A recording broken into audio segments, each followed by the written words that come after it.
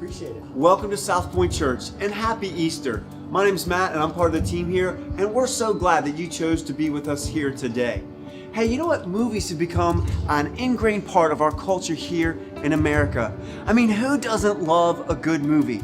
And I think the reason we love movies is because they touch our heart and our souls. I mean, when you think about it, movies can make us cry. I mean, movies can inspire us. Movies can even scare us, and movies can make us laugh.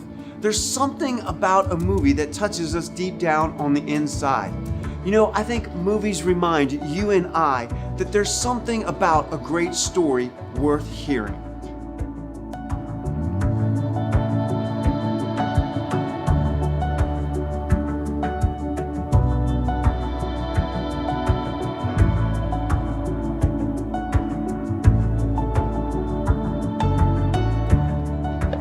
We're drawn to movies because there's something so familiar about movies. Every movie, no matter what kind of movie you and I go see, it doesn't matter whether it's romance or a comedy or an action movie, every movie we go see, there's something that we can relate to in that movie. And here's why. There are three things that happen in every movie you go see. And these same three things happen to us. Let me give you an example of what I'm talking about. Think about it. In every movie that you go see, there's a problem that arises. That happens in our life. In every movie you go see, there's a person who has relationships. You're a person and you have relationships. And at the end of the movie, there's a result. Sometimes good, sometimes bad. And that's like our life. Our life has a result. Those same three things happen in movies and they happen in our life. And I think that's why we're so connected to movies. Now you might be asking a great question today. Why are we talking about movies on Easter Sunday at church? And here's why. Because Easter is the answer to your story and my story and our story. You see, the reality is each of us has a unique story. Your story is unique. My story is unique. Everyone has a unique story. But the reality is no matter how unique your story is, all stories, mine included, have the same three acts. It's similar to what we see in movies. Act 1 is Paradise Lost. It's that a moment or event when we were younger. Something happened and we realized that life doesn't work the way it's supposed to. That somehow life is busted and broken. And we can't go back and change it. Somehow, even when we're younger, we can't put it into words, but we realize life has become a slave to death. And Act 2, we all do this. It's called we chase life. No one wants to feel bad. Everyone wants to feel good. So we go through life chasing something so that we make sure that we feel more good than bad. And whatever it is that we chase, sometimes it works and sometimes it doesn't. But if we were really honest, whatever we chase is often temporary. Act 3, whatever we chase ends up with a result. And we want more good than bad in our life, and that's why we do the chase. But the reality is that whatever we chase will end with a result. Just like at the end of every movie, at the end of our chase, we'll get a result whether we like it or not. And the truth is, one of the reasons that we're gathered here today is because you and I, us, in our story, we will all face a villain named death that we don't know if we can really beat. And you see, this is where Easter comes in. Easter is the answer to your story, to my story, to our story. I'm so glad you're here.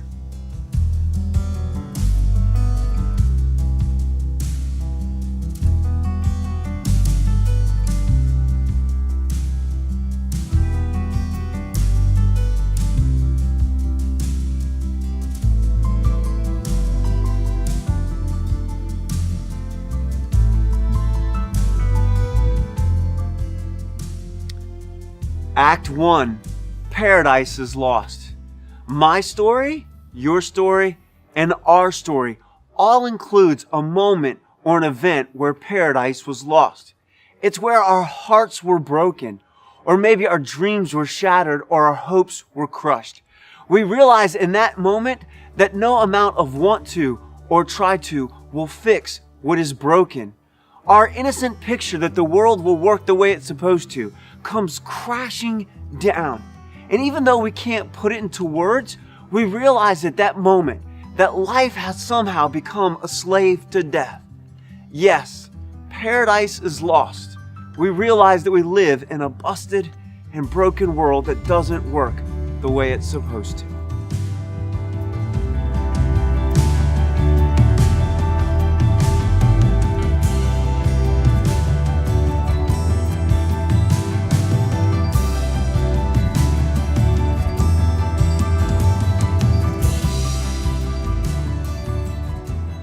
My story of Paradise Lost starts when I was about 6 or 7.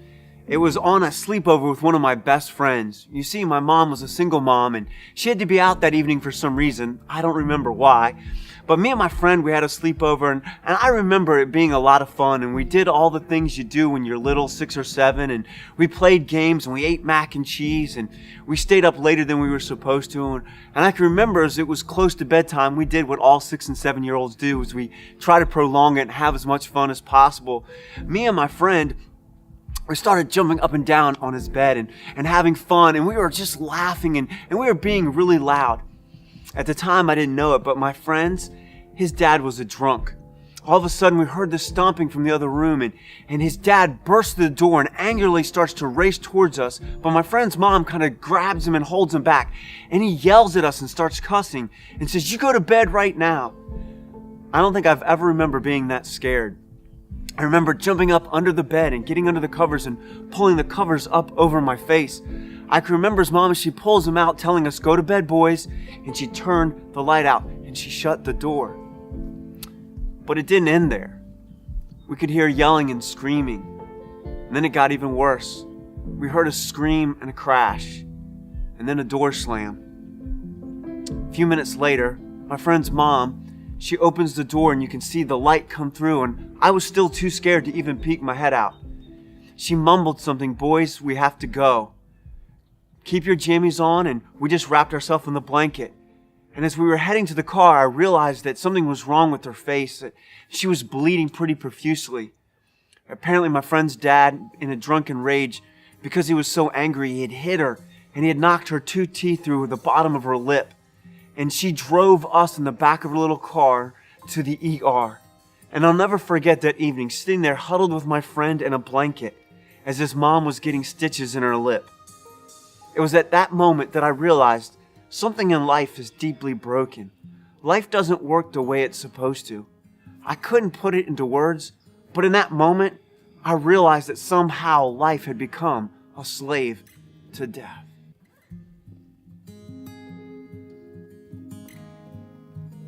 When was paradise lost for you?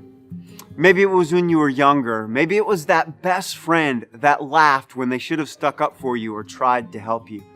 Maybe it's when you tried to hit the winning home run or the winning shot and you missed and everyone blamed you.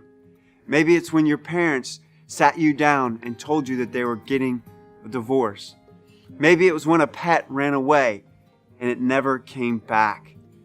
Maybe it was a grandparent that suddenly got ill and they passed away. Maybe it was a sibling that something happened to them. It happens to all of us. It's that moment when we realize life doesn't work the way it's supposed to. And when we get older, this pattern repeats itself. And this pattern doesn't repeat itself just once. This pattern of life being broken happens over and over and over. And we use terms like life doesn't work the way it's supposed to, or life is busted and broken. But in the end, what it really means is somehow life has become a slave to death.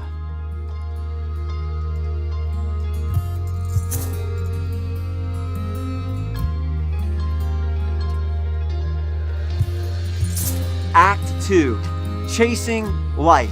It's something that we all do. We chase something that will make us feel good because in this world we know we're going to experience bad, and we want to feel good so that we don't feel that pain or that disappointment. We all chase something that we hope brings us fulfillment and happiness. The funny thing about chasing life is it looks different for each and every one of us, and it looks at different at each stage of our life. I don't know if you remember when you were little, but we used to chase life by getting that extra treat or staying up late or being able to watch our favorite show. Maybe when you got to middle school and high school, chasing life was fitting in with the cool kids, or maybe having a date for a dance, or maybe making the team. And then as we got off to college or trade school, or maybe we went straight into the military or the workforce, our kind of thing was have as much fun as we can and make it wherever we're at. And sometimes those two didn't go together. But when we get out of college or trade school and we kind of enter that middle of our career, we want to find achievement. We want to be successful. And then we hope to find love and maybe have a family and then maybe have a little bit of success and then have some pleasure and then hopefully our lives have meaning. No matter how we chase life, there's a couple of areas that we all chase life in. The first one is achievement. It's where we hope to succeed in a hobby or an area that we're passionate about or in our career. Something that lets us know that we accomplished something here in this life and that achievement will make us feel good and somehow outweigh the bad. The second is status, and we see this all the time in our country. Do I drive the right car? Do I wear the right clothes? Do I have the right watch, the right TV? Do I live in the right neighborhood, in the right house? Does my family look right? Do we have the right number of kids? The status lets everyone know, look, I am winning at life, and it makes us feel good, even in the midst of the bustedness and brokenness. Another way that we chase life is pleasure. We want to make sure we have food, drink, and sex. We want to feel good, and sometimes just plain old pleasure makes the bad go away. Another way that we chase life is we say, listen, I just want to entertain myself. Listen, life is hard, and I work hard, and I achieve, but I just want to sometimes forget all that's out there. And so we try to entertain ourselves with things in our life, social media, and movies. But here's something that each and every one of us knows today, that no matter what we chase in life, that somehow the bustedness and brokenness of this world always seeps into our life. The funny thing about chasing life is, no matter what we chase, it doesn't solve or get rid of the problem that we talked about, that we discovered when we were young, that somehow life has become a slave to death, and all the chasing won't solve it.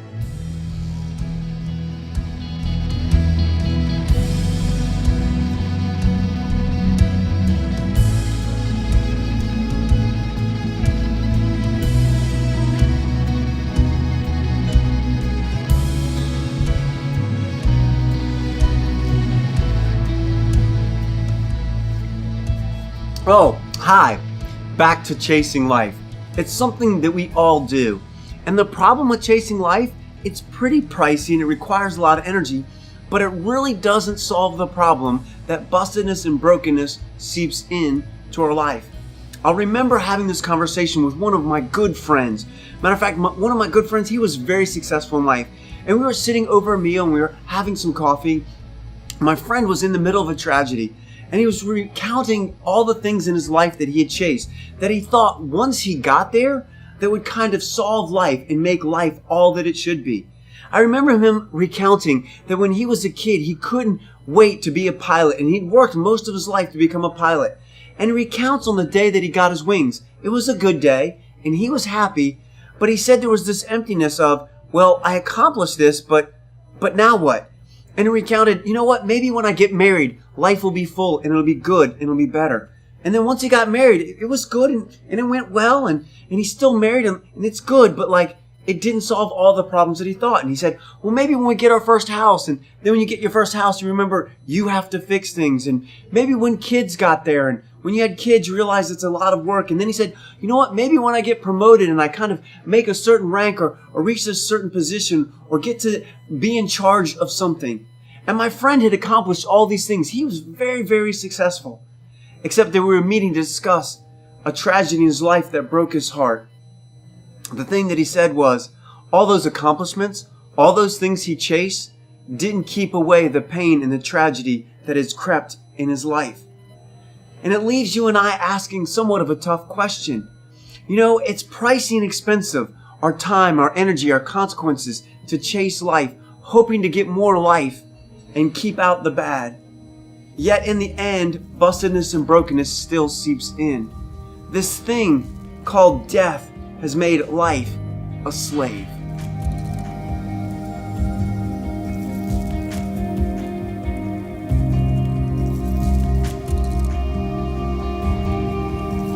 Act 3.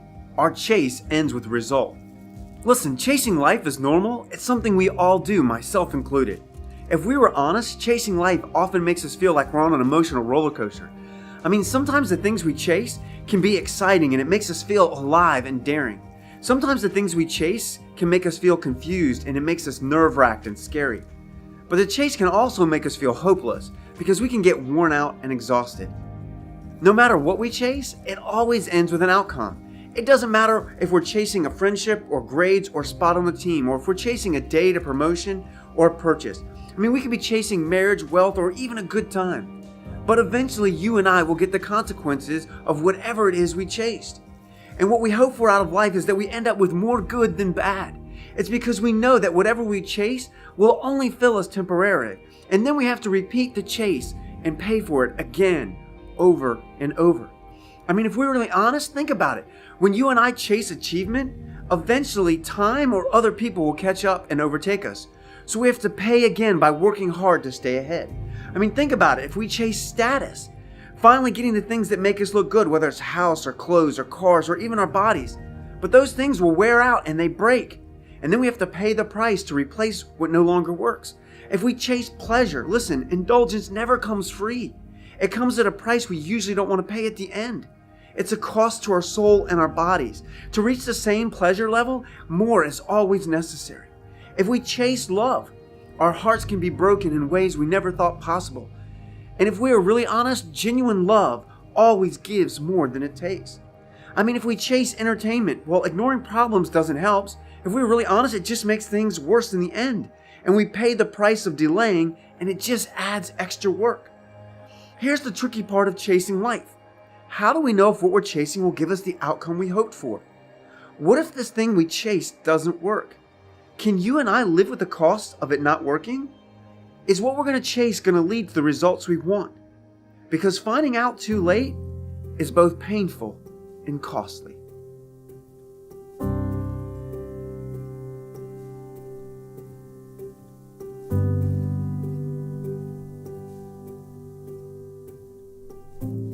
The funny thing about chasing life, it's a lot like jumping out of an airplane. See, when you and I are born into this world and we realize paradise is lost, we begin to chase life. And that's kind of like when you're on the airplane and you jump off. You're on this journey, and this journey will eventually end. This journey has kind of two options at the end. Either you kind of land on your feet and that trip was good, or it doesn't end really well and you go, I wish that journey had been better so that I would have landed in a better spot or a better way. I mean, the reality is, you and I should be asking a pretty tough question. Is whatever we're chasing that is temporary or that is pricey, can it really answer the question or solve the problem that paradise is lost? That somehow life doesn't work the way it should? That no matter what we chase, somehow the bussiness and brokenness continues to enter our life? Your story and my story, they're each unique. All of our stories are different. But all of our stories include the same three acts. Act 1, we realize paradise is lost. Act 2, we begin to chase life. And Act 3 is our chase ends in a result. Maybe that's what Easter's all about. That's why we're here today. It's because Easter is the answer to your story and my story and our story.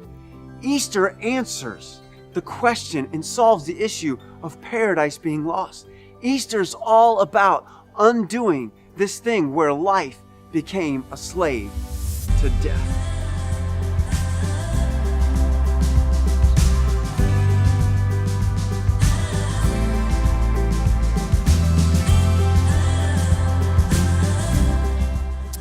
My story, your story, our story, all has a villain. And the villain's name is death. And we can just look around and we understand, even sometimes when we can't put words to it. And you heard me say it over and over, somehow life has become a slave to death. And this is what Easter answers. This is what Easter answers. But I need you to understand something. Easter doesn't answer your story. Easter doesn't answer my story. Easter doesn't answer our story because Jesus was a great teacher. Even though Jesus might have been the greatest teacher ever, we're not gathered here on Easter because Jesus was a great teacher. Easter is not the answer of our story because Jesus had great charisma. Listen, the crowds, the masses has followed him everywhere. Jesus has so much charisma. Do you understand that literally a third of the planet will gather for Easter? But Easter isn't the answer to our story because Jesus had charisma. Easter is not the answer to our story because Jesus had morality. I mean, Jesus he had the most perfect character of anyone that ever lived. He was sinless. Matter of fact, he was able to convince his brother that he was God's son. Could you imagine trying to convince your brother or sister that you were God's son? But we're not here on Easter because Jesus was moral. Easter is not the answer to our story because Jesus was a great leader. People are still following Jesus 2,000 years later. He may be one of the greatest leaders to ever live, but it doesn't answer your story and my story and our story. No. Easter is the answer to our story for one reason and one reason only. As after he was killed and buried, this one named Jesus walked out of the grave, a risen Savior, and his tomb is undeniably empty today. Now here's the amazing thing. Here's the amazing thing.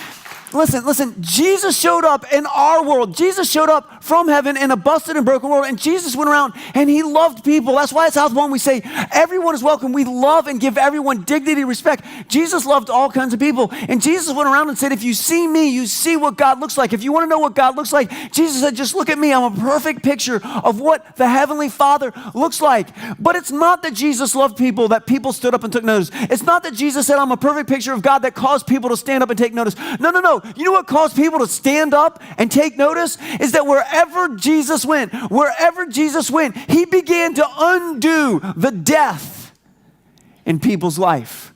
Where paradise had been lost and all hope was gone, Jesus would step into the rejected and the outcast, and he would undo that and bring welcome and friendship and community. Jesus stepped into the life of a leper and undid death, and the leper became whole. Jesus stepped into the blind and undid the death, and they could see. Jesus stepped into the life of the lame and undid the death, and they could walk. Jesus stepped into the life of the dead, and they came back to life to their mother. Jesus found the sinner and forgave them and restored. Wherever Jesus went, he undid the death that had been done.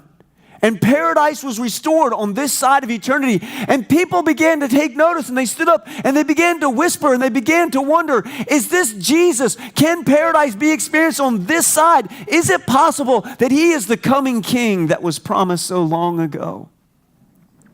But then, just like in my life, and just like in your life, and just like in our life, the busted and the brokenness crept into the life of Jesus. And envy and jealousy led to an unjust conviction and a mockery of a trial. And Jesus was tortured by beatings. He was killed by crucifixion. And he was buried in a borrowed tomb.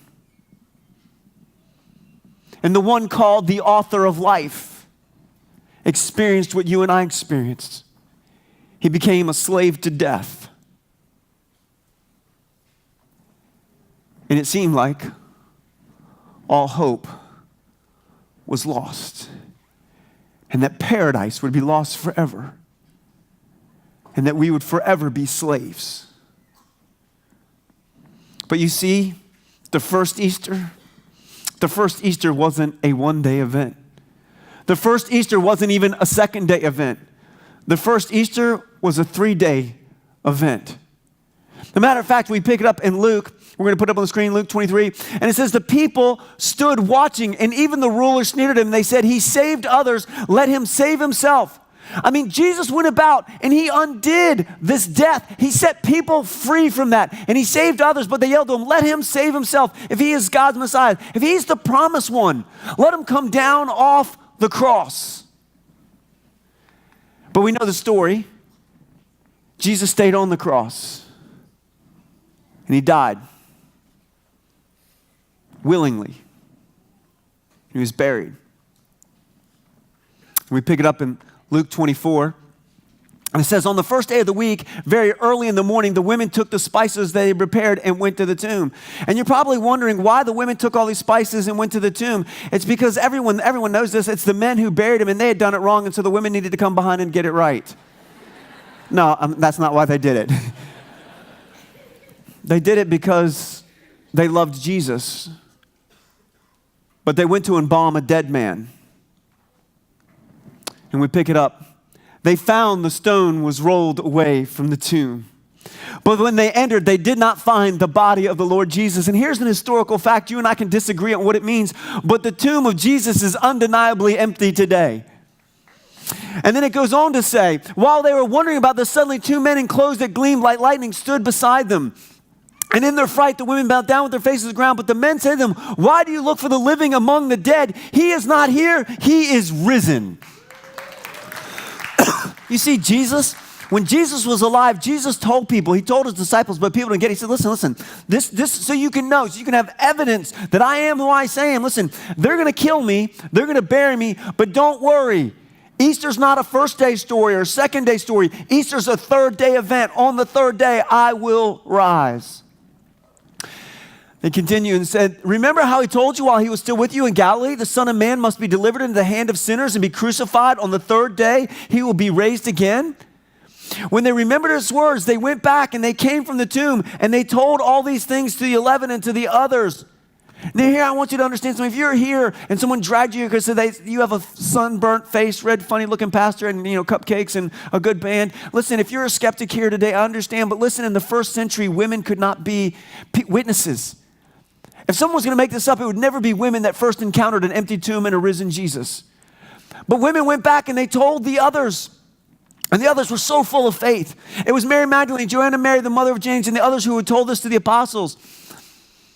But they did not believe the women because their words seemed like, see, none of the disciples were at the tomb going 10, 9. Like, they weren't there. You want to know why they weren't there? Because they saw Jesus die. And death had a 100% success rate. But Peter did what all of you and I would do in this situation. Peter, however, got up and he ran to the tomb. He wants to see for himself. He's going to investigate this. He's not going to trust their words. He's going to see for himself. And hopefully today you're here seeing for yourself. Bending over, he saw the strips of linen. Going back just one hair, sorry, I went fast. They saw the strips of linen by themselves, and he went away wondering himself what had happened. Still had not remembered the words of Jesus. So Jesus shows up in their very presence. We pick this up a little bit later. While they were still talking about this, Jesus himself stood among them, and he said to them, peace be with you. They were startled and frightened, thinking they saw a ghost. They're like, listen, we know you said you'd come back from the dead, and here you are, and we're freaked out. He said to them, why are you troubled, and why do your doubts rise in your minds? Look at my hands and my feet. It is myself. Touch me and see. The ghost doesn't have flesh or bones as you see I have. When he said this to him, he showed him his hands and his feet. And while they still don't believe because of joy and amazement, he asked them, do you have anything to eat? And they gave him a piece of broiled fish, and he took it and he ate it in their presence. You see, Easter's not a one-day event or a two-day event. It's a third-day event, much like our lives.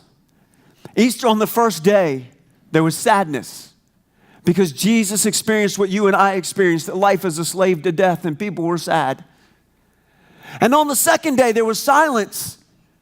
God, he was a good guy. How could something like this happen? And we've all done that. We've all had that moment where we said, God, why are you silent? And it looked like the author of life had been defeated. But Easter's not a first or second day event. Easter's the third day event. But on the third day, the Savior rose from the grave. And here's what you need to know today. Listen, Jesus took hell, death, and the grave head on so that whoever would want life, that you and I would no longer have to be slaves to this thing called death. This villain that you and I could not beat, Jesus took head on. And listen, Jesus didn't save himself on the cross. Jesus didn't save himself on the cross so that on the cross he could save you and I. Because what's wrong with the world is not the bustedness and the brokenness on the outside of the world. What's wrong with the world is not the bustedness and the brokenness on the outside of the world. What's wrong with the world is the bustedness and brokenness on the inside of us that just comes out on the outside of the world. And Jesus paid that price for you and for me and for us on the cross. And that same power that rose Christ from the dead can set you and I free. And you and I no longer have to be a slave to death. Love compelled, love drove God to give his one and only Son so that you and I could be free. But here's the thing about love. Love always requires a choice. You see, for love to be true love, it requires a choice. And I think a love like this that you heard today on Easter Sunday, that we've been set free, we are no longer slaves to death because Jesus conquered hell and death, is worthy of a response. And so I'd ask all of you to do me a favor. If you'd open up your bulletins, if you'd open up your bulletin inserts, and inside there you're going to have a response card. And I want to kind of walk you through it. And I'm going to give you a few minutes. The band's going to come up in a few minutes and we're going to sing a song. But I just want to walk you through this. A is I've already committed. And here's what I mean. Listen, when you said, I've already said yes to Jesus, I'm not talking about yes to a church or I'm an American or I'm to a political party. I'm saying, yes, I've decided to say yes to Jesus in a personal relationship. If you've already done that, you can just check A.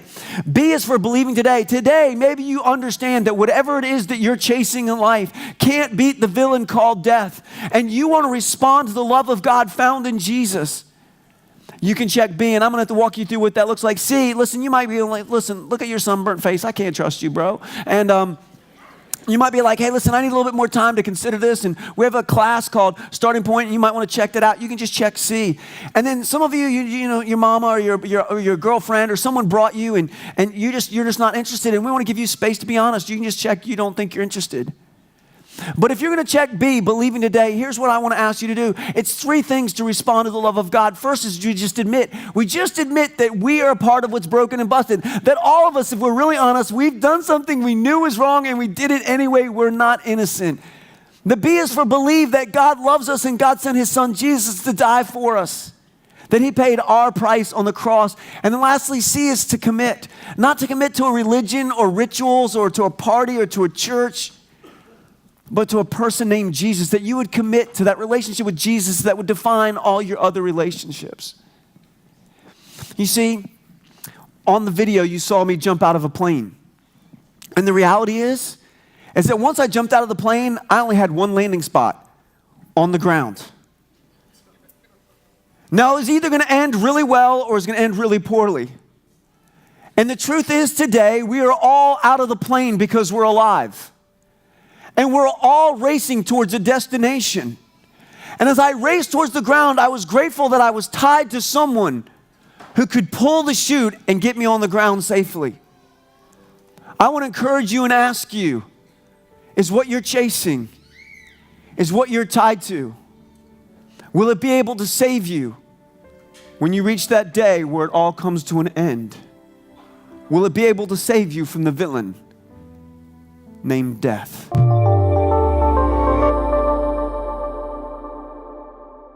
If you're ready to take the next step in your spiritual journey or continue to support SouthPoint, you can connect to a small group, serve on a team, and give financially by clicking the box on the right. To watch other sermons from SouthPoint Church, click the playlist on the left. Click the logo to subscribe.